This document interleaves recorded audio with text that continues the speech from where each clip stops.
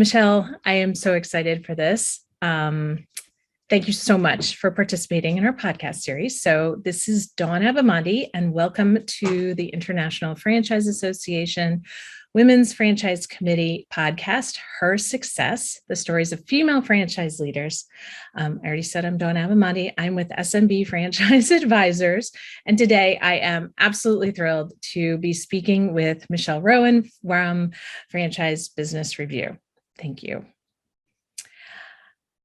Okay, so I'm going to read your bio. You don't have to tell your story until you'll get into your story. So I'll let you do that. So everyone, Michelle Rowan is the president and CEO of Franchise Business Review, a market research and consulting company specializing in franchisee and employee satisfaction, as well as franchise relations issues.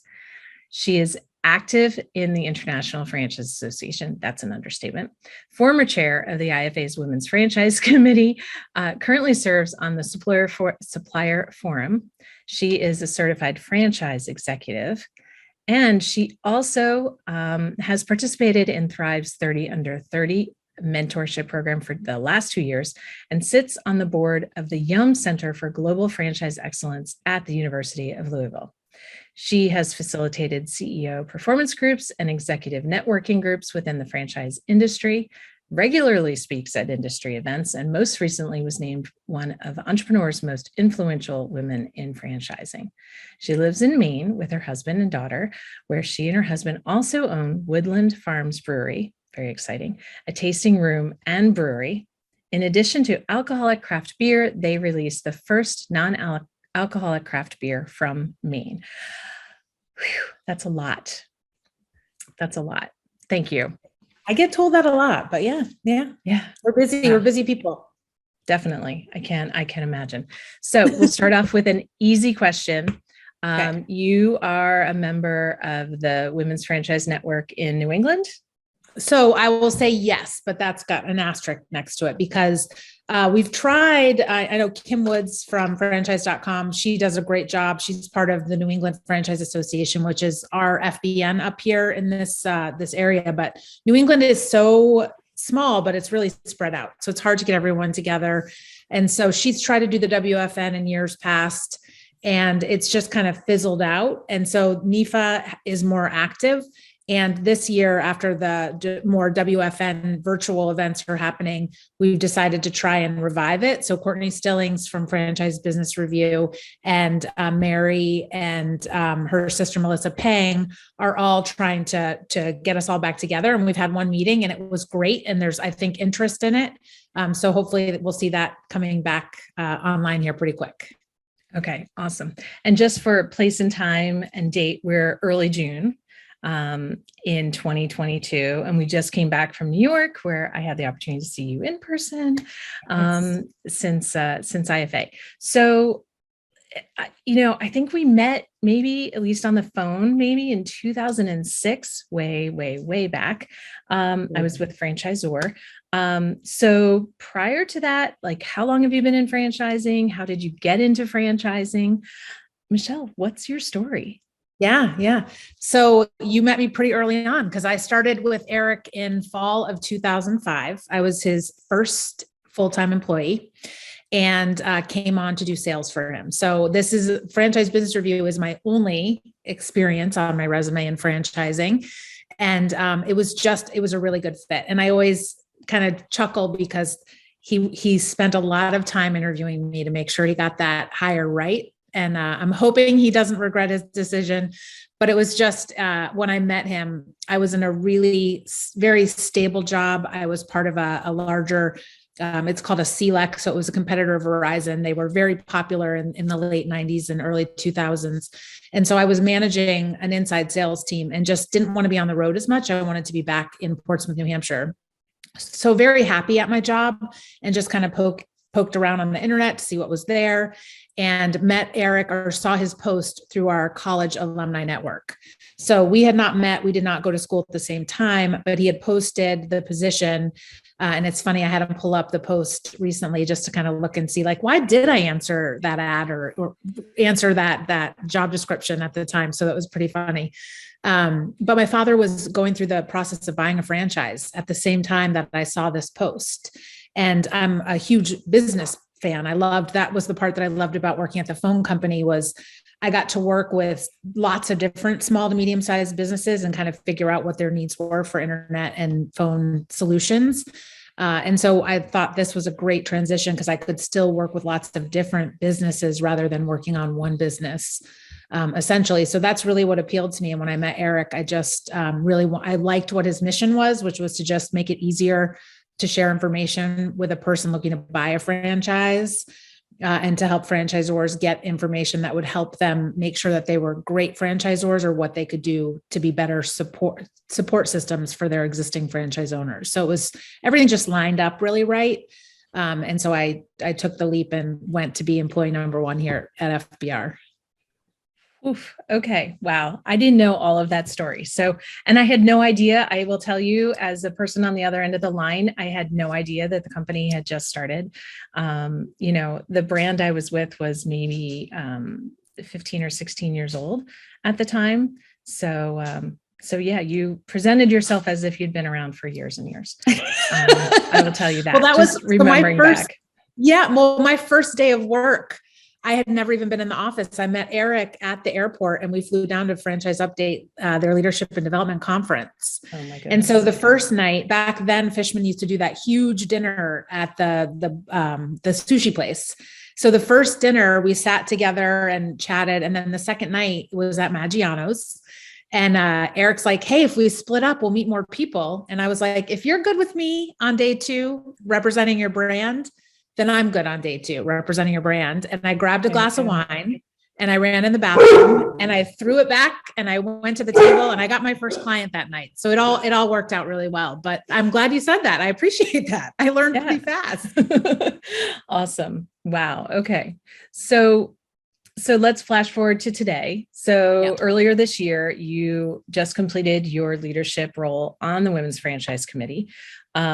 How long were you in that role? And, how would you say that the last 2.5 years, really being in that role, like, how do you think that was something that you were really well suited for? And how do you think the industry has changed in the last few years for women? Yeah, well, I think that, I'm going to give a lot of credit to IFA in this part of the discussion too, because I was on the committee for, I think it was 6 years. I was trying to figure that out. It might've been 8 just because it's a 2-term of 3 years that you're on. But I think at the time that they asked me to go into that vice chair role, it extended me a little bit. So I think I ended up being on the committee for 8 years. It is the number one thing that I'm most happy I got to be a part of and that I am most proud of because of the work that was done there. But when I started on it, I watched the chairs and I watched the committee and there was just a lot of oversight by IFA. And it was a lot of like, this is the way we've always done it. So this is the way it has to be done kind of mentality. And I think COVID offered an opportunity that the whole team at IFA changed up a little bit, but I also think they went into it knowing that things had to change, that they just couldn't stay the same. And so we had a lot more autonomy to do kind of what we thought was good for our committee and for IFA. And I think the women's committee really shined through that whole time. And we did get a lot more exposure because of the things we were doing through COVID. Specifically, we started doing these interviews. And so it came out of an idea from one of our committee members at IFA in February of 2020 that we give out this award, our Crystal Compass Award. And as a committee, we see those nominations, but no one else sees those nominations. So they don't get to hear these leaders' stories or why we chose them. And so we said, wouldn't it be great to start showing these stories so that especially younger people coming into franchising could see that no one has the same path through franchising. And so we're all different and we all have different challenges and different successes, but we also have a lot of those in common as well. So I think that was the biggest thing that I think put a lot of awareness on our committee and what we were doing.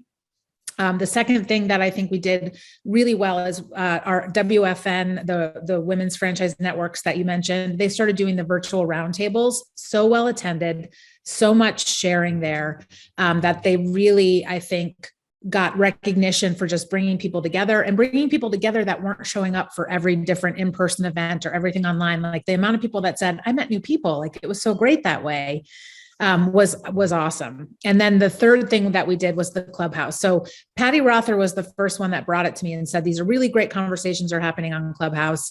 And we decided to kind of throw a meeting in there. And Robin Gagnon, the current chair, was really active in the restaurants and that part of Clubhouse. So it all just came together really well.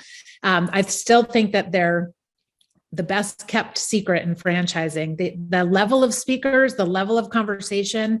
I'm so surprised more people aren't showing up, but that I think also really helped just create this kind of open space for people to come and share their challenges or ask their questions. There's zero judgment. Everyone is there to lend help. And that's really what I wanted to foster, was that the number of people that said, franchising is cliquey, or it's hard to kind of get out there because the same people are on stage everywhere. That became my mission when I became chair, is I want new voices. I want different people. I want everyone to feel welcome and know that there's a place for them within franchising. So the committee is so hardworking, and everyone just jumped in to offer help and just every year try to make it better and try and get more people involved. And I think that Robin is going to continue that with the work that she's doing as well.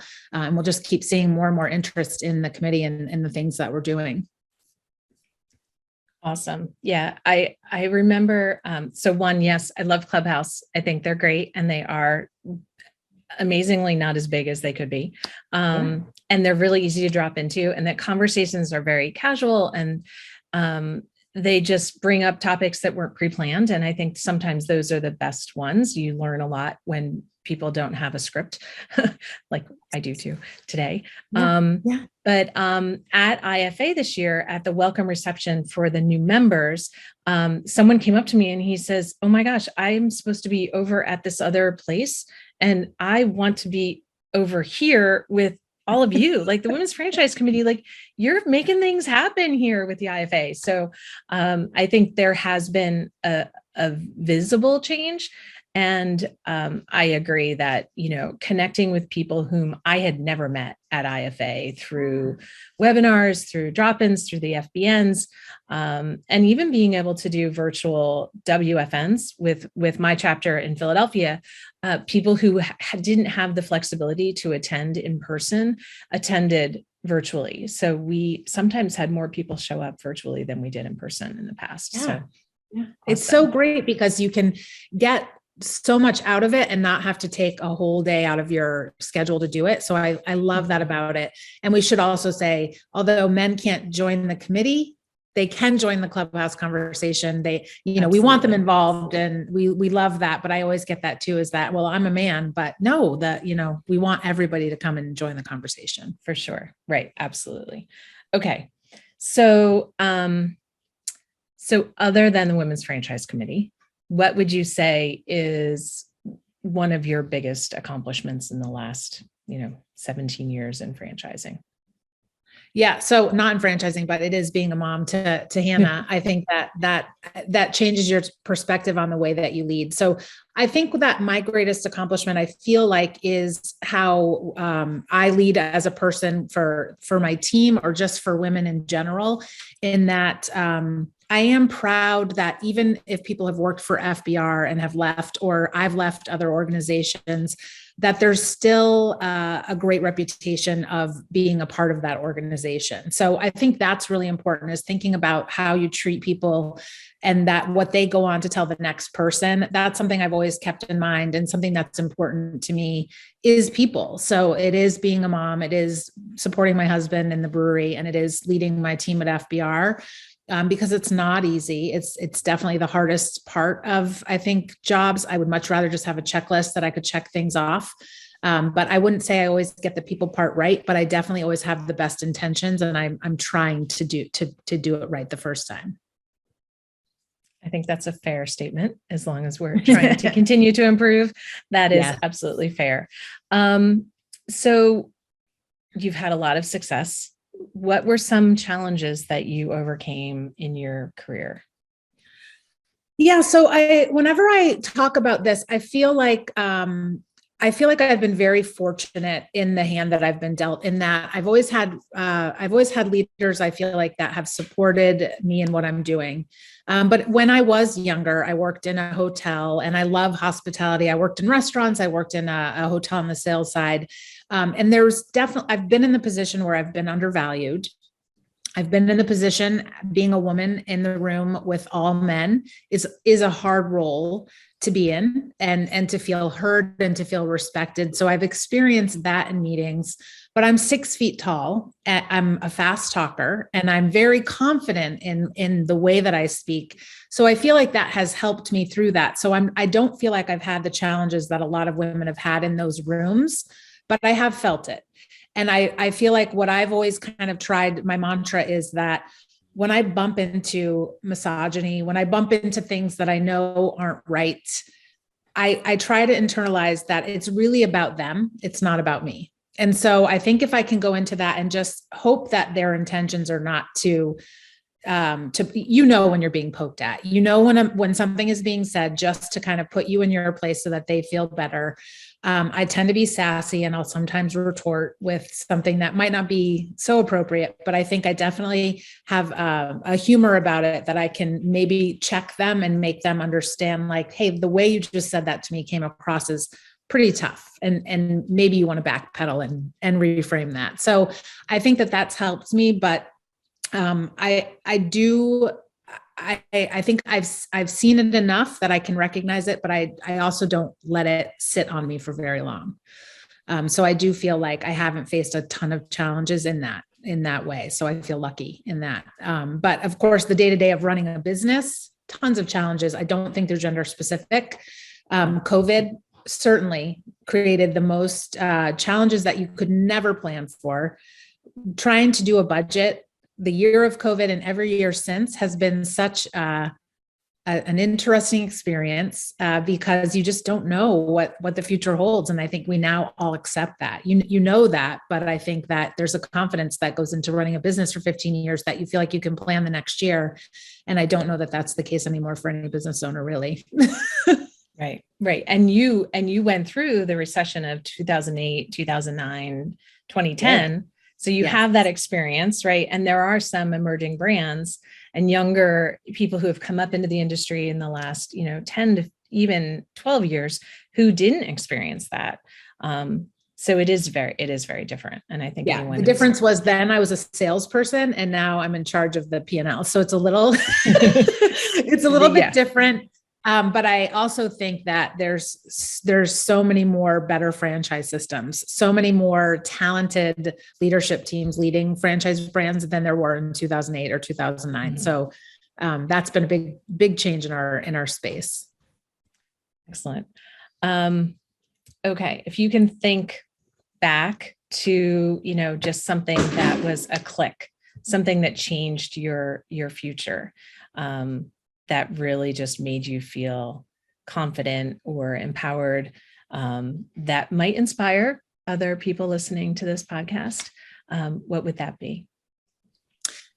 So I think that it really is meeting Eric and being able to come into Franchise Business Review as the first employee. And just, I really do believe that everybody, if you love what you're doing, everybody is a salesperson. And I held sales roles. I started in hotels. I had mentioned that, and then telecommunications, and then this, but I would never say that I was a salesperson. I went to school and I was a communication major and an education minor and had all intentions of teaching. That was what I wanted to do. And then I got a job outside of a school and got a paycheck and said, how will I ever go back to only making what a teacher makes, which is a sad thing because teachers are the best thing we have in our country and the most underpaid. But I think that it was not knowing. So it's Eric's mentorship, but also his confidence in me. Like I'm confident in the role that I'm in, but I can't say that I ever thought that I would take on a leadership role, a CEO or COO. I'm the COO and president. I would never have thought of owning our own business and owning that brewery. And so I think him kind of pushing me and seeing that in me before I saw it, and then giving me the space and the confidence to just do what I need to do in my day, I think that really changed the way that I lead, like knowing that there was no net. I was making decisions that could fail, but and I have failed. I should say we've made decisions as a brand and myself where I have failed, but knowing that that's part of growth and that you have to take those shots because something really great could come of it. And so I think, and it's also too how I go through when I have someone on my team fail or a mistake happens is I'm not obsessing about who made the mistake. I am obsessed with how do we clean it up quickly and do what's right now? And how do we avoid it happening in the future? And so I think that's really what that empowering part was, is that it's scary to take a risk. You need cheerleaders that are cheering you on, but you also have to figure out how you pull yourself out of that mistake and switch directions to get it right the next time. Good advice. Excellent advice. Okay. Other than Eric, maybe, is there one person in your life that you would look back on and say, wow, I'm just so glad that I had them in my history? Yes. So there's two situations. One is my father.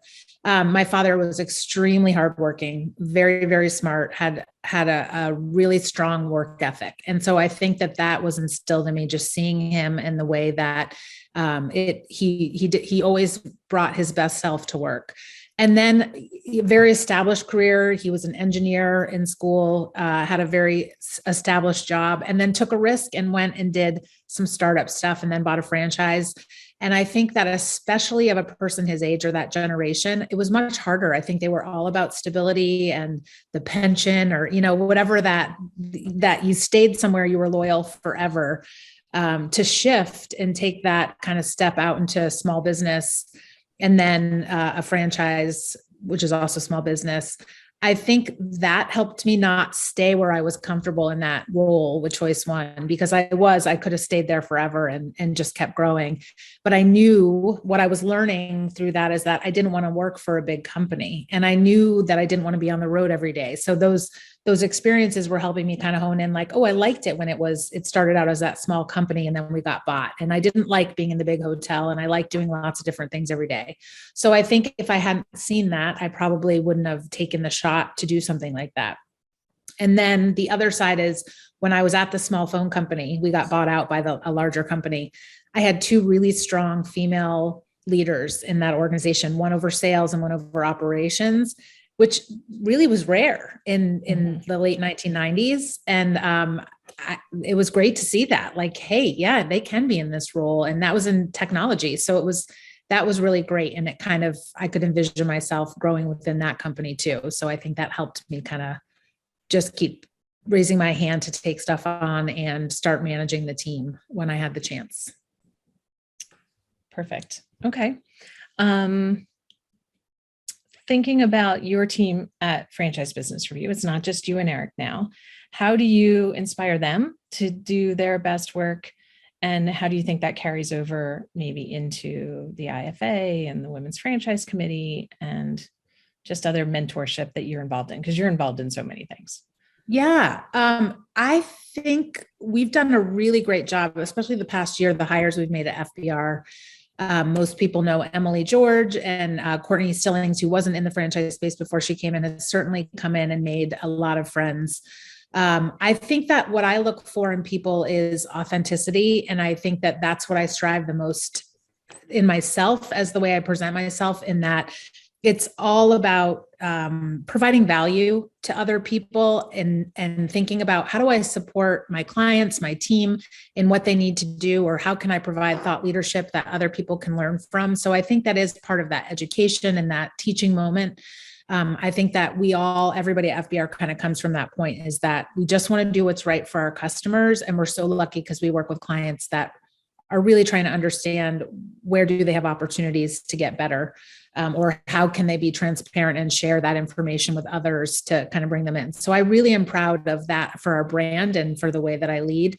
And I think that we try and be a place, we're a small company, so there's not always opportunity for everybody to grow. And I do think that we do our best to be inclusive as much as possible for our clients and for our team, in that we want people to share their experience and share their ideas. And we are always asking for feedback of each other. I still do it when I sit on calls and when people come on and train, I'm like, I want how can I do better? Or what was confusing? I've been doing this for so long, I can get going very fast or go down a rabbit hole. And, I like to get that feedback too. So I think it's all of that, just knowing that you're doing it for the right reasons. I think we have just the best team right now that has embraced that and really lives that way.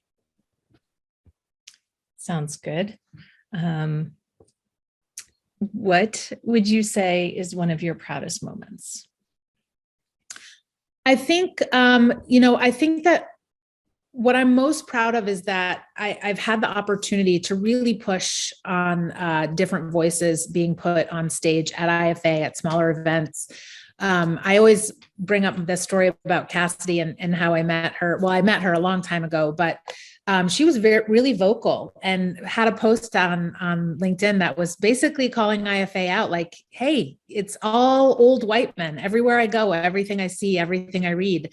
And I responded to her publicly and I was like, come and be part of this. Like, let's change it from the inside and let's find those voices that should be on stage or should have a bigger platform. And, she did, she showed up and she joined our committee. And I think that's what it was. I think there was this kind of perception that you didn't really have value to add to a community or to a committee until you were in it for 10, 15 years. But there's so much that we can learn from the younger people that are in franchising. And I think we're just going to see a bigger acceleration of that because we've gotten rid of that. Like, I'm too established to talk to you. I'm too far into my career to take time for you newbie. Whereas now it's like, hey, I'm new to franchising. Really? Let's jump on a call. I'll tell you places that you might want to be, people you might want to meet. Let me connect you. All of that's been happening these last 3 to 5 years. And I think what we're going to see is an acceleration of networking and of education for these people that are coming into our industry as suppliers, as franchisees, which will only do good things for franchising. And I think that's what the suppliers that are in our space, the franchisors that are here and kind of understand those relationships, that's what we're here to do, is to raise all the boats. And I think that's probably what I'm most proud of. I feel like I have been part of that, and just making it a better. I mean, we see it on Facebook, we see it on LinkedIn. Everyone's so excited to see each other, and it's a social excitement, it's a work excitement, and there's nothing better. No, absolutely. And I will thank you for your role in bringing Cassidy into IFA and giving her a voice. She has her own voice, obviously, but I met her. I can't even remember when, and I was just so enthralled with her and loved hearing what she had to share. And a lot of new people that, like Cassidy, like Emily, who weren't in franchising, or maybe they were for a hot second, and now they're really active and doing what they can and contributing different perspectives that have really transitioned what I am seeing, in the last few years. So thank you for that. And thank you for Cassidy. So thinking back to, 2.5 years ago, we're June 2022, March of 2020, if you could go back and tell yourself, March 1st, you're just coming back from IFA. We were all in Orlando. Everything was amazing. We loved being there. It was amazing. Humid and beautiful. What would you tell yourself? Like, advice, thoughts? Yeah. So, I was like, I have that like Lego song in my head. We all came back from IFA. Everything is awesome. And it was like, this is our year. Everything. Yeah. Right. And then, my advice to myself would be hang on tight. Like that was frightening. And I know it was frightening for everybody. I went through COVID as a owner of the brewery, and I went through COVID, being a supplier in the franchise space. And it was really, really hard. And so I think that I did the right things as far as what do we need to do to keep our lights on, to keep our people here. Like, you're responsible for a team. And we did that from both perspectives of the brand.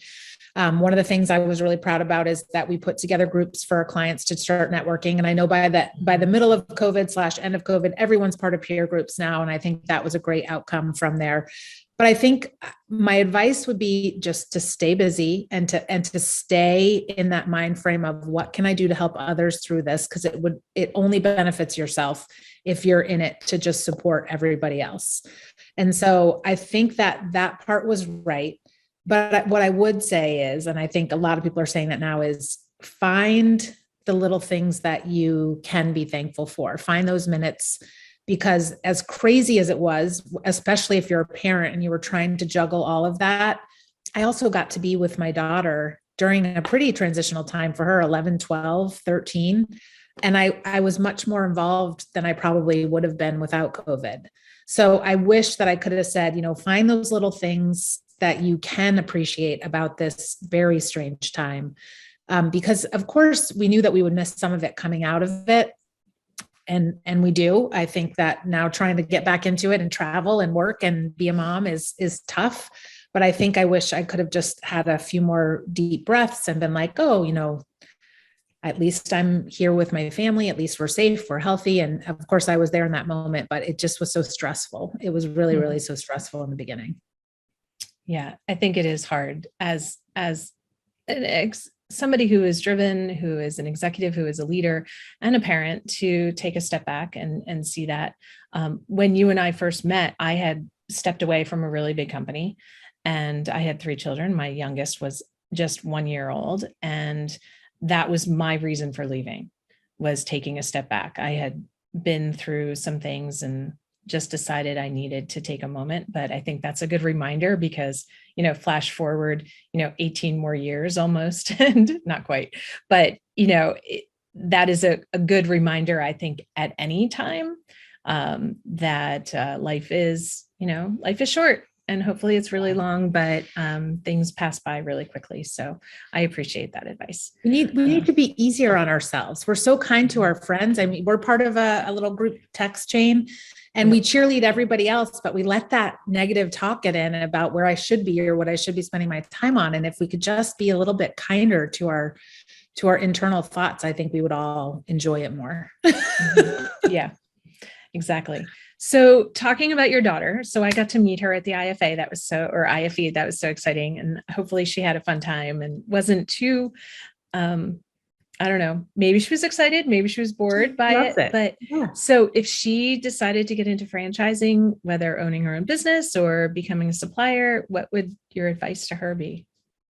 I mean, I just want her to be happy, but I think this is there's so much opportunity in franchising, from owning a franchise to the supplier side, especially for women. I think that you have access to so many great people in your networks that can help you kind of know the right way to go and not go down the wrong path right away. So I think there's great opportunity. I don't know that I would push her into it or push her against it in any way. I think that it is just one of the opportunities that's out there. And right now she's so diverse in her thought. She's like, I either want to be an engineer or a tattoo artist. Or then she found the Frios. She's like, Mom, Happiness. Could I buy a Frios truck for my summer job? And I'm like, well, you can't drive it. That's true. So probably not. But yeah, so I think she's already thinking about those things. So we could see her in franchising. And I think she could come and intern at FBR at any point if she wanted to. She's very smart. Sure. Awesome.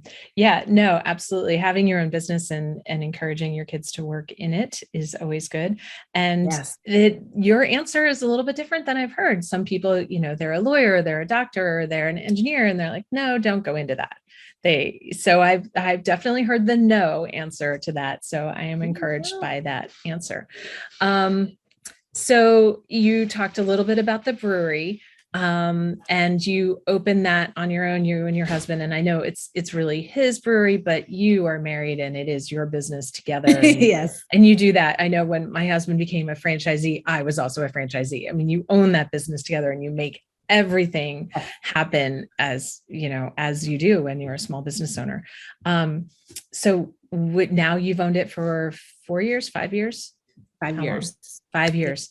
Would you ever consider franchising it? No. And I get asked that a lot.